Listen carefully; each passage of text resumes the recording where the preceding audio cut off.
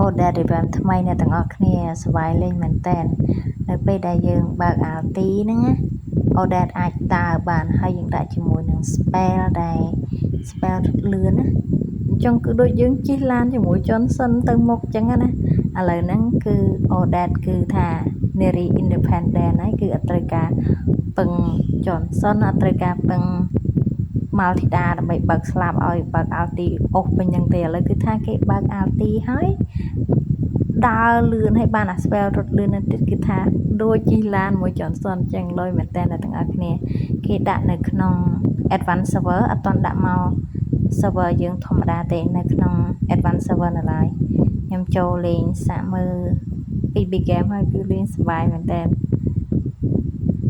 ហើយអានេះមិនមែនវីដេអូកាត់តទេណាវីដេអូលេងជាក់ស្ដែងណាលេងរេងនៅក្នុង test server advanced server បើមាន advanced server អាចចូលមើលទាំងអស់គ្នាបានតិចទៀតដាក់មក normal server យើងដឹងតែសប្បាយលេងហើយ update ហើយក៏ប្រហែលជា ban គ្រប់ game ដែរ